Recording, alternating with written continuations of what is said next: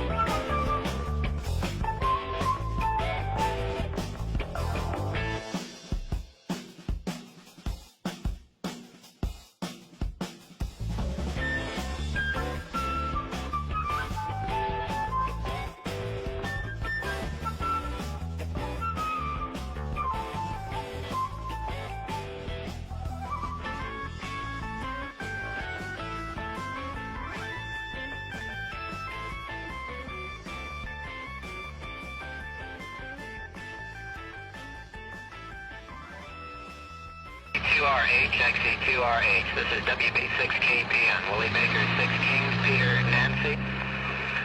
XE2RH. XE2RH, this is WB6KPN. The handle is Matt, WB6KPN, calling XE2RH and standing by. WB6KPN. WB6KPN, XE2RH, Anderson. We want to start this, Matt. I'd like to hear you. I'm Matt Futterman, WB6KPN. My name is Enrique. Enrique, well, the same as Henry. Everyone you've seen so far is a friend of mine. I haven't met them in person, but we all have something in common. Ham radio. What three bands? Try band that you have covered. From 10, 15, 20, and... Enrique has his amateur license from the Mexican government. I have a license from the U.S. government. In this country, the Federal Communications Commission regulates the hobby. I got started when I was 13. It's really great fun, and one of the reasons is that with 500,000 hams around the world, you never know who's listening in, waiting to join the conversation. Many of them by tuning around on their mobile rigs. Would-be hams listen in too, but they can't transmit until they get a license. When you first get on the air, all your conversations, all your contacts, or QSOs, are carried on by Morse code, and a lot of beginners build up their code speed by listening in on these CW conversations. I'm wondering if possibly you'll be on at dinner time. Go ahead. But also myself, I have to go to work right now. I'm also in a hurry. But I'll try to be after 6:30 or 7 o'clock after my work. I'll see if I can make a contact with you. So 73s y hasta mañana. WB6KPN, XE2RH. 73, and we'll see you later. XE2RH, this is WB6KPN.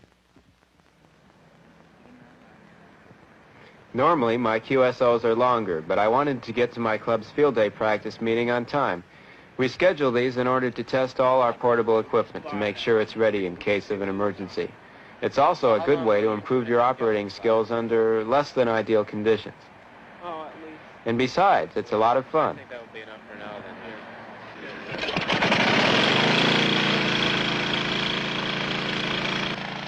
Many of us build our own equipment, which gives you a good practical knowledge of how it works, or in some cases why it doesn't.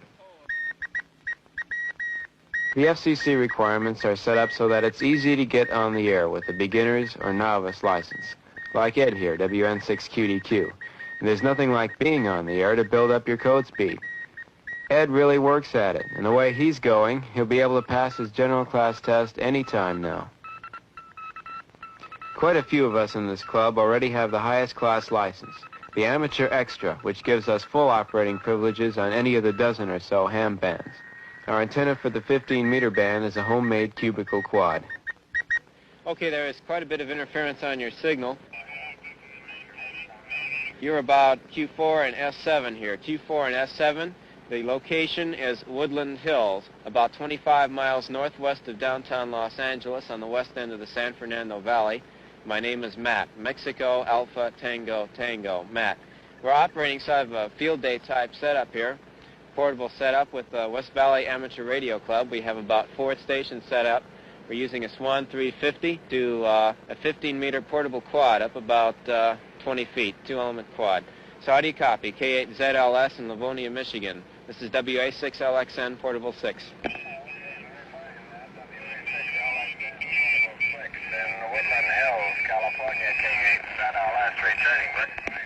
CPT to CPT Mobile. During a real emergency, the hours of preparation pay off, and amateur organizations like RACES, Radio Amateur Civil Emergency Service, really do a job. CPT clear. All right, Zyder, get your units. I will set up the evacuation command post. Right. Bill, send Baker Easy 6-6.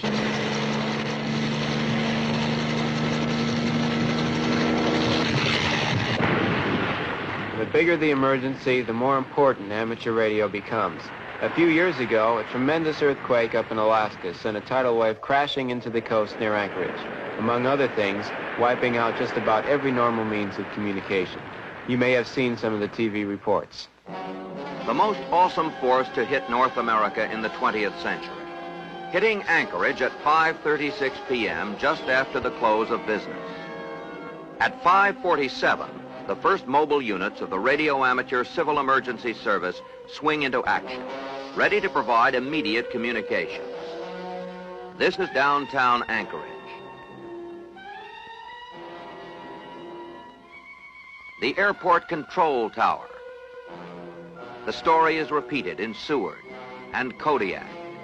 All over Alaska, ham radio volunteers provide vital links in rescue communications. Portable equipment is gathered into makeshift message centers to find the missing and speed help to where it's needed in the aftermath of the worst disaster in Alaskan history. This is Bill Leonard reporting. Hey, Charlene, what are you doing this summer? Well, Dave, I haven't been doing very much. I've been doing a little volunteer work at the Braille Institute. But aside from that, I've been looking around for a job that pays a little bit. What have you been doing? Yeah, I guess, Charlene, it's really the paying job that counts. And, well, I've got a 9-to-5 work day here. I want to get as much as I can in this summer, so I'll have enough throughout the school year there. Go ahead. Break. Who's the breaker? A lot of young hams helped out during the Alaskan earthquake, as they do during every emergency. But most of the time, we just enjoy hamming, getting together on the air, keeping up with old friends and meeting new ones, talking about your new rig, the latest DX station you talk to halfway around the world, dates, jobs, whatever comes to mind. XZ, located in central Los Angeles, and the handle is Gene. Great, easy, Nancy, energized. Wondering if one of you could give me a signal report, please. Over. Yeah, hi, Gene. My call is WB6FFE. And my name's Charlene, and I'm here in Hollywood, not far from here. Some of the conversations get pretty casual, but we do keep a written log of every contact. It's one of the FCC requirements, and it's also a valuable diary of all your ham activities. And, how do you copy me down there, Gene? Go ahead. No S-meter on the receiver, the S20R, but you must be pretty strong because you're giving in a good rumble here. Go ahead. Break. Who's the breaker? This is WA6RIZ. The name here is Roy. Okay, Charlene, I heard you in there, and I was just wondering if you're down at that West Car picnic last weekend. I was down there with Steve, WA6NQK, and I think I saw you out there pulling the names out of the hat for the drawing they had there. Go ahead. Oh, yeah, Roy, that was me. I was down there with John and Dave. They're also in here. Hi, John. Rag chewing is great fun, but hams have lots of different ways of enjoying the hobby. Some of them are pretty wild. Hams don't build rockets, at least not this big, but they did build this satellite, Oscar, short for Orbiting Satellite Carrying Amateur Radio, mainly to see if they could do it. Hams all over the world got the message. W6ORG, this is WA6EPX, audio and video. Okay, that should be coming in on you there. And I'll try and zoom in on this thing. And here's another way to do your thing. Ham TV. Actually, it's not as unusual as you might think. There are several hundred ATV operators in this country. It's only natural. Amateurs were pioneers in the development of television, as they have been in many other areas. A couple of good high-power transistors, and I think it'll put out a good picture in the sheriff's helicopter for us there at New Year's. So that, I got to get back to it, Rudy. I got to swing some more solder on this thing, and nice seeing you again on there, Rudy, and we'll check with you later. WA6EPX, W6ORG. W6ORG, this is WA6EPX. Tom didn't go out and buy all this gear either. He scrounged around for the parts, a lot of them surplus, and put everything together himself. There's a special kick you get from home brewing your own equipment and seeing it work. What is the maximum input power permitted to the final stage of the transmitter in a station licensed to the holder of a novice class license or operated by such an operator? 75 watts. Okay. For how long is an amateur novice class license valid? Besides learning the Morse code, 5 words a minute, you'll have to know some basic radio theory and a few operating rules to get ready for the novice test. With a little help, you can learn it all. At the same time, you're building your transmitter. Everything you need is in the license manual and other publications put out by the American Radio Relay League. Be controlled by crystals.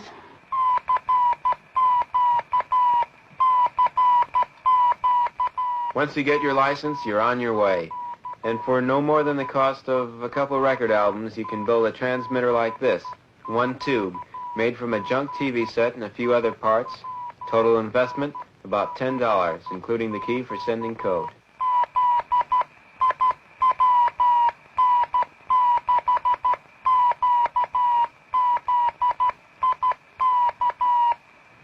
Here's the receiver, about 20 years old, still working fine. Bought used from a ham radio store for about $30.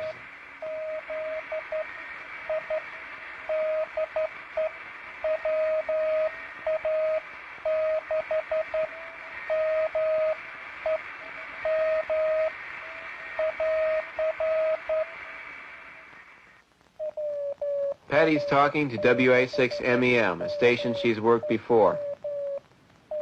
There's his QSL card.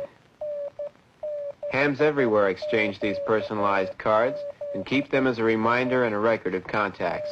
Some veteran hams have literally thousands of these from stations throughout the world. It's very possible Patty built up her code speed by tuning in W1AW, the American Radio Relay League's own station in Newington, Connecticut, world headquarters for the ham's official organization.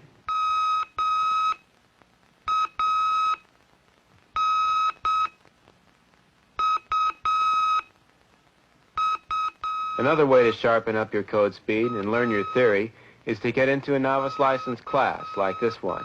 Schools and ham clubs run these regularly.